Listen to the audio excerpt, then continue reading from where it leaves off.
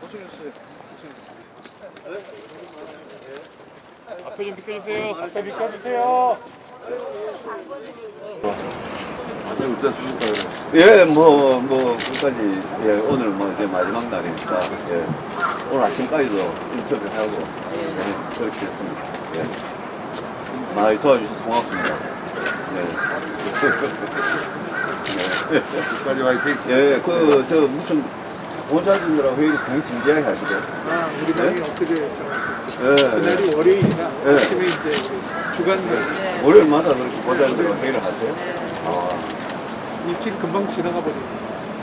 그러면 그 중에 할 일도 이야기가 있어요. 부장님 어떠세요? 아니, 아무튼 우리가 그 정권 교체에 대한 열망이 더 강해지는 것 같아요. 네. 시간이 가면 갈수록. 저도 이제 저작거리 시장 이런 데도 좀 다녀보고 했는데, 확실히 우리 국민의힘 후보가 정권 교체 열망을 좀 실현해달라. 이런 요구가 갈수록 강해지는 걸 느끼고. 우리 또 유승민 후보께서도 여러 차례 토론회를 통해서 좋은 미래 비전에 대해서도 많이 또 소개를 해주신 거에 대해서도 우리 국민들이 많이 하실 것이고 그 내 후보가 때로는 좀 서로 그리도 했지만 그래도 이런 어떤 토론 시스템을 우리 국민의힘이 잘 채택을 하는 것 같아요. 우리가 국정에 대해서 깊이 고민하고 있다는 것을 많은 국민들에게 알게끔 해주는 좋은 기회였던 것 같아서 또 저는 이번 우리 국민의힘의 선거 관리가 참 잘 되었다. 근데 이런 그 맞수 토론 같은 거는 사실 그 지적 소유권은 정진석한테 있어요. 아, 그래요? 4.7 재보궐선거에서 맞수 토론 아이디어를 내가 처음 한번 해보고 서울 부산 보궐선거. 내가 그때 제가 4년 전에 남경필하고 했습니다. 그때도 굉장히 흥행이 됐었거든요. 그래서 우리가 아무튼 오히려 민주당의 캠페인보다도 좀 더 유권자들 국민들에게 다가가는 캠페인을 하지 않았는가 하는 생각이 들어서 아주 만족스럽게 생각하고 우리 유승민 후보도 많이 쓰셨습니다. 박수 한번. 고맙습니다. 예, 고맙습니다. 경선 끝나면 하나로 똘똘 뭉쳐서 정권 같이 나가겠다. 연세가시니까 훨씬 젊어 보이세요. 오늘 이제 내일이 경선 결과가 발표되는 날이고 오늘이 경선 선거운동 마지막 날입니다.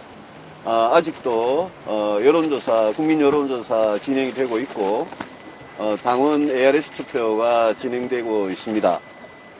마지막으로 국민과 당원께 말씀을 좀 드리고 싶어서 이런 자리를 청했습니다. 무엇보다도 우리 국민들, 당원들께서 이제 과거가 아니라 미래를 생각하고 선택을 해주시기를 간곡히 부탁을 드립니다. 과연 누가 여야 통틀어서 과연 누가 다음 5년 대한민국의 대통령이 되는 것이 이 나라를 위해서 또 국민 한 분 한 분을 위해서 더 나은 선택인지 그걸 생각해 주시고 선택해 주시기 바랍니다. 저는 우리 국민들과 당원들의 어떤 집단 지성의 힘 그걸 믿습니다. 저는 끝까지 우리 국민들과 당원들께서 정말 미래를 보고 집단적인 그런 집단 지성의 힘을 발휘해 주실 거라고 믿습니다. 제가 국민의힘 후보가 되어서 대한민국 대통령이 되면 저는 우선 경제부터 살리는 일에 매진을 하겠습니다. 저는 우리 경제가 지난 30년 동안 90년대 초반 이후에 지난 30년 동안 계속 추락해 오고 있는 이 경제를 다시 성장의 길로 갈 수 있도록 그래 만드는 것이 다음 대통령이 할 가장 중요한 일이라고 생각을 합니다. 제가 대통령이 되면 우리 한국 경제의 심장을 다시 뛰게 만들 자신이 있습니다. 그리고 경제 성장을 일으킨 그 바탕 위에 우리 인구 문제 또 양극화 불평등 문제를 해결할 수 있는 길이 열린다고 생각을 합니다. 그리고 제가 정치를 하면서 늘 견지해왔던 그 개혁 보수의 길, 따뜻한 공동체를 만들고 정의로운 세상을 만드는 그래서 제대로 된 민주공화국을 만드는 그 개혁 보수의 길을 계속 걸어왔다는 말씀을 꼭 드리고 싶고, 제가 대통령이 되면 정말 기존의 보수 정치와 달리 따뜻한 공동체, 정의로운 세상을 지향하는 헌법 가치를 제대로 실천하는 그런 민주공화국을 꼭 만들고 싶다는 그런 말씀을 드립니다. 오늘 우리 국민들 또 당원 여러분들 그동안 정말 한 표 한 표 행사하시면서 많은 고민을 하셨을 거라고 생각을 합니다. 저는 본선 경쟁력이 누구보다도 확실하게 강한 후보다라는 말씀을 꼭 드리고 싶고, 민주당의 이재명 후보를 상대로 정책과 토론과 도덕성 또 품격에서 확실하게 압도할 후보는 저는 저밖에 없다라는 말씀을 꼭 드리고 싶습니다. 멀쩡하고 정상적인 후보를 놔두고 다른 후보를 생각하실 이유가 없다는 말씀을 꼭 우리 당원들과 국민들께 드리고 싶습니다. 우리 언론인 여러분들 그동안 고생하셨습니다. 질문이 있으시면 받도록 하겠습니다. 네. KBS 강병수 기자입니다. 네. 당선되었는데 고생하셨고요. 고맙습니다. 오늘이 이곳이 마지막 일정이라고 알고 있는데 네. 대장동 특검 게이트 천방선 현장 방문을 마지막 일정으로 잡은 이유가 있습니다. 예, 우리 지난번에도 여기 한번 와봤습니다. 근데 의원들께서 대장동 게이트 특검을 촉구하고 국정조사 촉구하는 이 장소는 아마도 우리 당의 정권교체, 대선 승리에 대한 열망을 상징적으로 보여주는 장소라고 생각하고 제가 찾아왔습니다. 특검과 국정조사는 문재인 대통령과 이재명 후보가 청와대에서 만난 그날 아마 저는 문계기로 작정을 한 거라고 봅니다. 다만 제가 후보가 되면 제가 그렇게 이야기를 했습니다. 청와대 앞에 가서 멍석을 깔아서라도 문재인 대통령께서 특검을 즉각 수용하도록 법무부 장관에게 특검을 지시하도록 그렇게 저는 하겠다는 말씀을 드립니다. 특검을 지금 시작하면 연말에 끝낼 수가 있습니다. 연말에 지금 시작하면 법무부 장관이 특검을 요청을 하고 관련 절차를 밟으면 일주일 만에 특검을 할 수 있고 연말이면 어느 정도 수사 윤곽이 나올 수 있다고 생각합니다. 문재인 대통령과 이재명 후보 사이에 문 대통령은 특검을 이렇게 뭉개고 지나가고 이재명 후보는 대통령의 어떤 퇴임 후 신변 보장을 한 거 아니냐, 이런 거래가 있었던 거 아니냐, 저는 그런 합리적 의심이 굉장히 듭니다.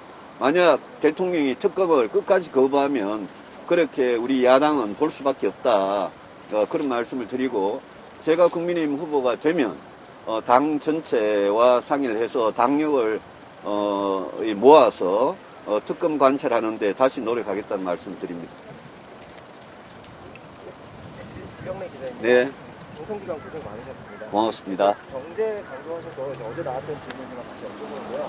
민주당 이재명 후보가 이제 전국민 재난지원금을 계속 추진하는데 오늘 민주당은 이제 오후에 의총에서 이걸 당론으로 또 추진하겠다라는 얘기가 있고, 그 지금 추가 세수를 납부를 이해를 해서 조치를 발행하지 않고 시행하겠다라는 계획을 짜고 있는데 여기에 대해서 좀 어떻게 해요? 일단 그 국가 채무는 문재인 정부 들어와가지고 400조 원 가까이 늘어나고 올해 말이 되면 1000조 원이 넘습니다. 그래서 국가 채무를 이렇게 악화시켜 놓은 문재인 정권이 올해 한 해 무슨 초과 세수가 있다고 해가지고 그걸 가지고 채무를 갚는 데 쓰지 않고 또 선거를 앞두고 전국민 재난지원금 쓰는 거는 저는 있을 수 없다고 생각을 합니다. 제가 어제 김부겸 총리 발언을 굉장히 유심히 봤습니다. 문재인 정권에 그래도 멀쩡하게 정상적인 이야기를 하는 사람이 총리 한 사람밖에 없구나. 왜냐하면 이재명 후보가 굉장히 이 홍남기 경제부총리한테 압박을 하고 기재부를 압박을 해서 전국민 재난지원금을 하려고 지금 그러지 않습니까? 거기에 민주당이 동조를 하고 있죠. 근데 총리께서 그래도 부총리를, 경제부총리를 이렇게 보호하면서 총리께서 적절한 말씀을 하셨다라고 생각을 하고요. 이 전국민 재난지원금이라는 게 그렇습니다. 제가 어제 홍대 앞을 갔었는데요, 밤에. 홍대 앞을 가보니까 사람은 제법 늘었는데, 어느 모 빈대떡 그 가게에 가서 사장님하고 그 주변의 가게 사장님들하고 이야기를 했는데, 그 가게에 이렇게 그 캐시어 화면에 제가 찍어 왔는데요. 제 SNS도 올리고 했는데, 그 캐시어 화면에 하루 종일 장사해가지고 테이블 손님은 제로, 한 명도 없고, 배달 손님 하나 딱 있어가지고 하루 종일 28,000원을 벌었더라고요. 그리고 그 사장님 말씀이, 야, 코로나 이후에 지난해 원래 너무 어렵다. 그래서 많은 자영업자들이 극단적인 선택까지 하고 있지 않습니까?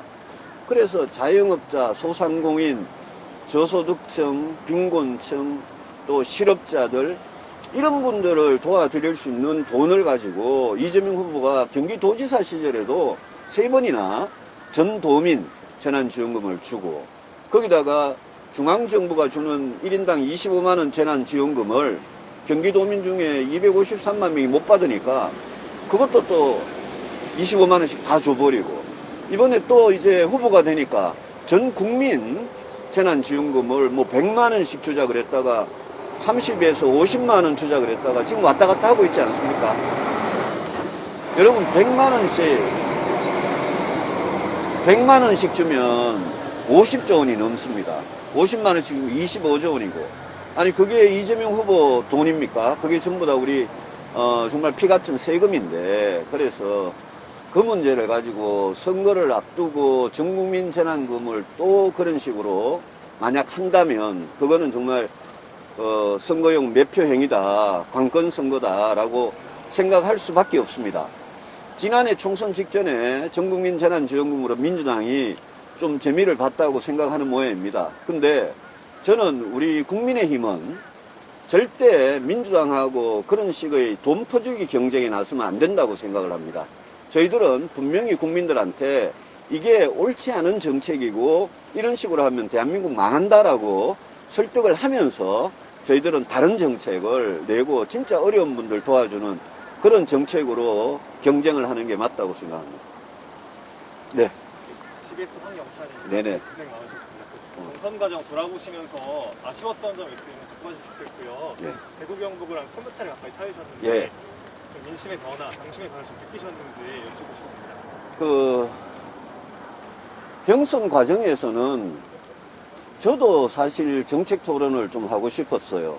16번이나 토론을 했는데, 근데 두 가지 이유가 있는 것 같습니다. 한 가지는 우리 국민의힘 후보들은 정책이 좀 비슷한 부분이 굉장히 많습니다. 그래서 서로 간에 후보 간에 좀 차별화가 안 되는 그런 부분이 분명히 있고요. 그래서 그런 정책의 차별화 이런 거는 본선에 가면 저는 굉장히 선명하게 드러날 거라고 생각을 합니다. 두 번째는 표현이 어떨란지 모르겠는데, 정책 토론을 하려고 뭘 이렇게 물어보면 그 상대방이 정책에 대해서 전혀 준비가 안 돼 있는 경우가 많았습니다. 제가 예컨대 윤석열 후보한테 당신이 복지 정책이 뭐냐 물으면 뭐 전혀 답을 못하는 이런 식의 이야기들이 많았기 때문에 정책 토론을 하고 싶어도 제가 할 수가 없었다는 그런 아쉬움이 있고요. 저는 민심은 빠르게 올라오고 있다고 생각합니다. 벌써 오늘이 4일이니까요. 벌써 한 9일, 8일 전에 그 갤럽 여론조사에서 홍준표 후보와 윤석열 후보하고 저하고 차이가 4.4%밖에 안 났고요. 저는 그게 벌써 9일 전이기 때문에 그 사이에 여러 차례 토론을 거치면서 국민들께서 일반 국민 여론조사 그 민심은 저는 굉장히 빠르게 제가 따라잡았다고 생각을 합니다. 이제 저한테 약한 부분이 당심이었는데, 당심은 대충 이렇게 크게 두 가지로 좀 나뉘는 것 같습니다. 우리 영남의 오래된 당원들, 그분들하고 새로 들어오신 한 30만 명 가량의 신입 당원들, 저는 신입 당원들 그분들이 소신 투표에 상당히 기대를 하고 있습니다. 그분들은 대부분 자기 발로 걸어 입당을 했고, 자원에서 최근에 입당하신 분들이기 때문에 그만큼 이번에 투표에 적극적으로 참여했을 거라고 보고, 그분들은 당협위원장들, 국회의원들이 뭐 누구 찍어라 이런다고 그런 오다가 잘 먹히지 않는 소신 투표를 할 거라고 저는 생각을 합니다. 그분들에게 굉장히 기대를 하고 있고요. 특히 수도권 젊은 층 당원들에게 저는 큰 기대를 하고 있습니다. 실제 여론조사에서도 20대, 30대, 40대에서 홍준표 후보님이 앞서가다가 제가 굉장히 빠른 속도로 젊은 층에서 따라 붙었기 때문에 저는 홍 후보님하고 젊은 당원을 두고도 경쟁을 할 거라고 생각을 하고요. 마지막으로 영남에는 여러 번 찾아갔습니다. 특히 제가 대구에서 태어나고 대구에서 학교 다니고 대구에서 정치를 4선 국회의원을 한 사람인데 여야 후보 통틀어서 그런 사람이 저밖에 없습니다. 근데 대구 경북이 저한테 제일 어려웠습니다. 그래서 대구 경북을 여러 번 찾아가서 직접 당원들을 뵙고 그분들한테 여러분이 원하시는 게 제일 원하시는 게 정권교체 아니냐. 정권교체를 진짜 원하신다면 약점 많은 후보, 정책이 준비 안 된 후보, 도덕성과 품격에 문제가 있는 후보, 그런 후보를 내세우면 이재명 후보를 상대할 수가 없다.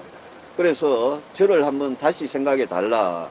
그동안 저에 대해서 박근혜 대통령 탄핵 때문에 서운하고 불편했던 감정이 있으시면 제가 그 부분은 송구스럽게 생각한다. 그러나 제가 본선에 가서 후보가 되어서 본선에 가면 꼭 정권 교체를 해서 여러분들 한을 제가 풀어드리겠다. 이렇게 제가 설득을 했습니다.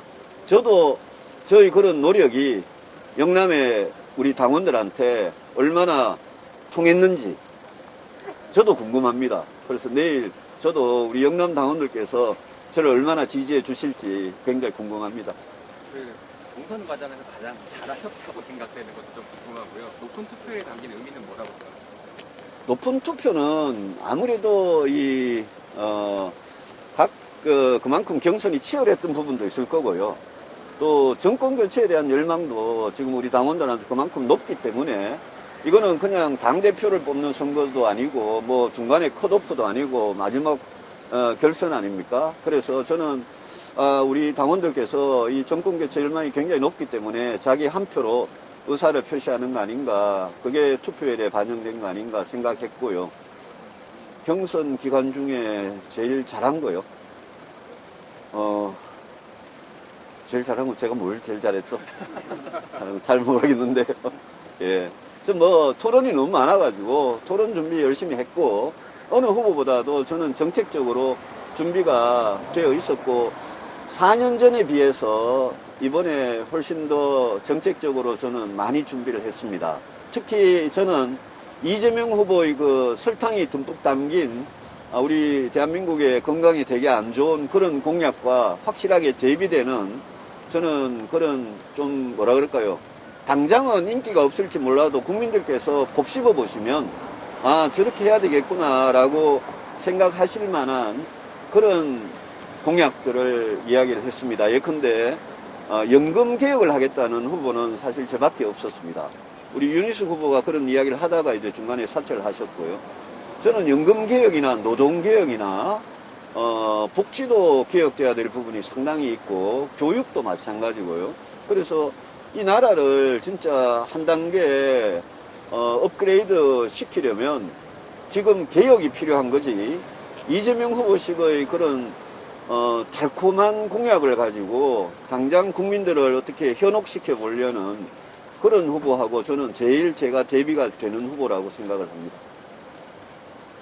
대표님, 네. 이제 지방 돌면서 그동안 합동 토론회하고 그러시느라고 너무 고생하셨고요. 고맙습니다. 네, 항상 현장마다 이렇게 열성 지지자들이 치타옷 입고 다니면서 예. 심지어 폭행을 당하고 얻어맞고 이렇게 그러면서 따라다녔는데 좀 그런 지지자들의 이 열달한 지지에 대해서 좀 어떤 소회 느끼셨는지 하고 결국 그에 대해서 이제 무관 표명을 받으려고 하는데 이제 특정 후보로부터 받지를 못하셨어요. 그 점은 좀 어떻게 생각하시는지 궁금합니다.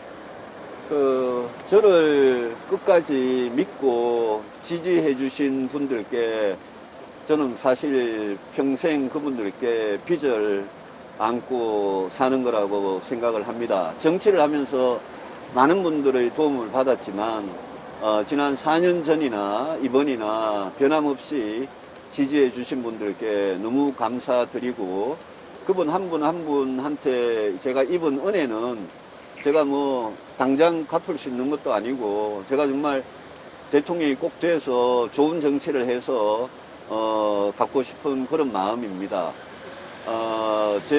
유독 제 캠프에 유독 제 지지자들만 춘천에서 한 분이 또 여의도 KBS 앞에서 두 분이 다쳤습니다. 한 분은 목을 다치고 한 분은 발목을 다치고 또 한 분은 이 팔을 물려가지고 그래서 다들 이렇게 기부스를 하고 병원에 다니고 이러고 있는데 제가 뭐 그 토론의 그 아까운 시간에 윤석열 후보한테 제가 분명히 이제 좀 시간을 할애해서 유감 표명을 받고 싶어서 제가 공개적으로 이야기를 했습니다. 근데 저 같은 경우에는 그 지지자들 다 압니다. 누군지, 제 지지자들은. 왜냐하면 그분들은 가는 장소마다 계시기 때문에. 근데 윤석열 후보는 자기 지지자가 뭐 누군지 그것도 모르고 뭐 캠프 사람이 아니다라는 이유로 사과하기를 거부했는데 사실 여러분들 캠프 그 바깥의 지지자 사이의 경계라는 거는 굉장히 희미한 거거든요. 아니 초등학교 6학년까지 위촉장을 준 캠프 아닙니까? 그래서 저는 그걸 보면서 아니 이분이 뭘 그런 걸 가지고 다 나중에 어차피 이렇게 경선이 끝나면 다 국민의힘 후보를 지지해 주실 분들인데 그걸 가지고 사과 한마디 하는 게 그렇게 인색하냐 싶었습니다. 이 밖에도 뭐 그분의 인성에 대해서 논란 적이 굉장히 많았습니다. 그 정도 하면 되겠습니까? 그 이번에 현안 관련해서 하나만 예. 그 오늘 아침에서 유동규가 이제 마지막으로 통한 게 정진상이라는 얘기가 있었는데요. 유동규가. 예, 유동규가 압수수색 직전에 이제 통화한 사람이 정진상이라는 예. 보도가 있었는데 예. 거기에 대해서 어떻게 생각하시는지. 정진상이 누구죠? 제가 몰라서요. 그 이재명 후보의 비서. 아, 예. 그렇습니까? 예. 아, 제가 그 뉴스를 못 봤는데요. 그런 식으로 유동규와 김만배 이 사람들과 이재명 후보의 고리가 저는 하나씩 드러날 거라고 생각합니다. 다만 이게 이재명 후보가 민주당 후보가 됐고 또 만약 뭐 그럴 일이 없겠지만 만약 이재명 후보가 대한민국 대통령이 돼버리면 저는 이 대장동 게이트는 영원히 파묻혀버리고 5년 내내 그냥 증거인멸이나 하고 그럴 가능성이 상당히 높다고 생각합니다. 제가 문재인 대통령한테 진짜 경고를 하고 싶은 거는 대장동 게이트 같은 이런 거를 대통령이 특검을 할 수 있음에도 불구하고 그걸 뭉개고 덮어버리고 은폐해버리고 이렇게 하시면 저는 문재인 대통령의 퇴임 후가 그렇게 편안하지가 않을 거라고 봅니다. 한 가지만 더 여쭤보겠습니다. 오늘 경선 마지막 날인데 김종인 위원장께서 오늘도 윤석열 후보가 최종 후보가 될 것이라는 발언을 했는데요. 사실 김종인 위원장이 선대위 합류 가능성이 더 높게 점쳐지는 상황에서 이후 최종 후보가 되셨을 때 좀 화학적 결합에 대한 우려도 제기가 되는데 좀 어떻게 생각하십니까? 그분이 그런 발언을 자꾸 하는 거는 그분이 뭐 경선 끝나고 선대위에 들어가는 게 아니라 이미 윤석열 캠프에 이미 들어가는 것 같은데요. 저는 김종인 위원장께서 바로 직전에 비대위원장을 하셨고요. 비대위원장은 당대표죠. 당대표 역할을 하는 거죠. 그분 본인이 과거에 그 민정당 시절부터 국회의원을 하신 분이고, 그분이 그 광주에 5.18 민주 묘지에 가서 무릎을 꿇고 사죄를 드린다고 말씀하셨을 때 저나 또 광주 전남 시도민들이나 저는 그분의 진정성을 그래도 어느 정도 믿지 않았나 생각을 합니다.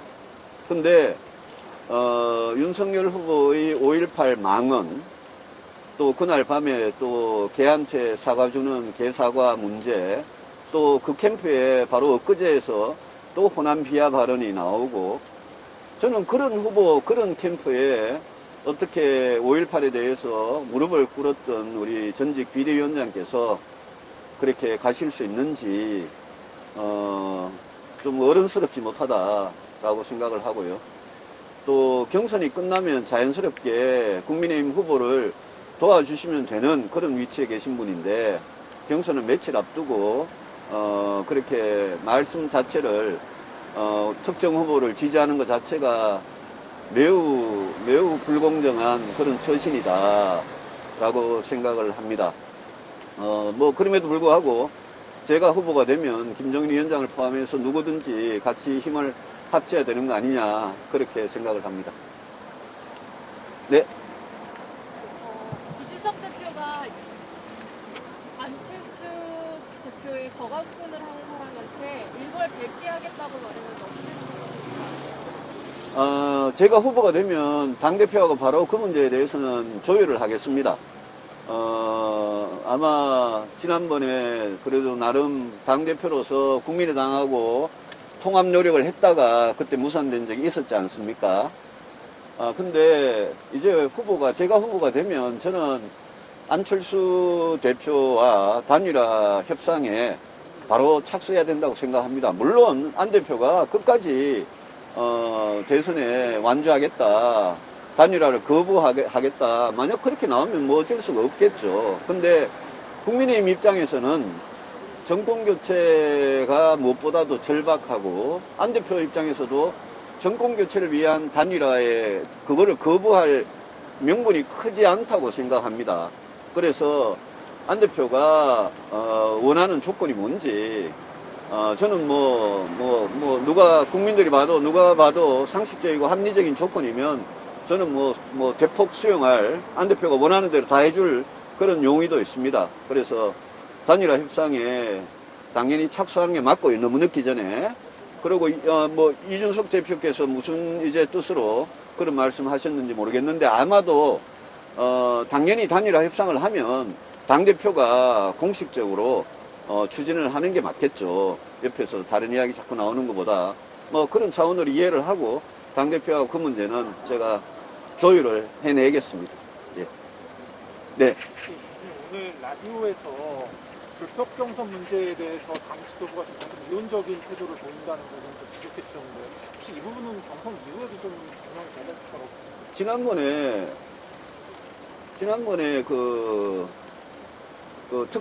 모 대학 게시판에 자기 아버지가 자기 아버지가 당협위원장인데 아들이 쓴 글을 제가 읽어봤는데 이거를 그냥 조작을 해서 가짜로 이렇게 썼다고 보기에는 굉장히 구체적으로 썼더라고요. 그래서 저도 그때 공천을 가지고 협박하는 거는 진짜 구태 중에 구태다. 정치한 지 몇 달 됐다고 벌써 이런 것부터 배웠느냐. 제가 그렇게 아주 호통을 쳤습니다만은 그런 사건이 있자말자 저는 당 선관위나 당 지도부가 당연히 바로 자체 진상조사에 착수하는 게 그 사람들의 책무라고 생각합니다.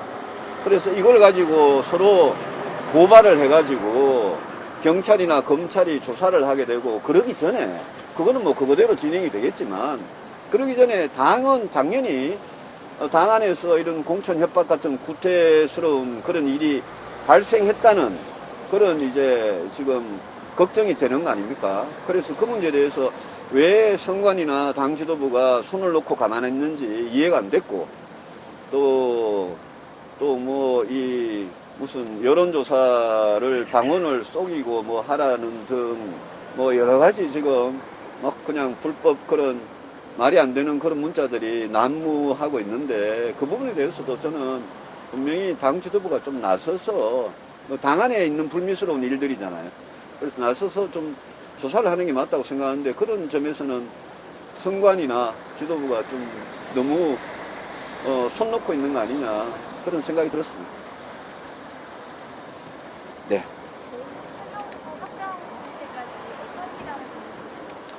그동안 고마웠던 분들께 연락도 드리고 또 제 이 경선 과정을 거쳤으니까 여러 가지로 좀 마음에 정리도 좀 하고 새로운 각오나 이런 것도 좀 준비하고 뭐 그럴 생각을 갖고 있습니다.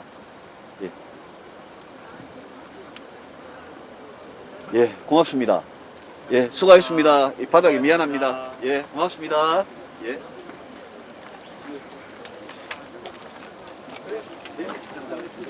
그래요. 그런 거 인터뷰도 하고 고마워요. 기자분들이 너무 고생하셨어요. 고마워요. 그래요. 예, 고마워요. 고맙습니다. 그래, 고맙다. 고맙습니다. 예, 고마워요.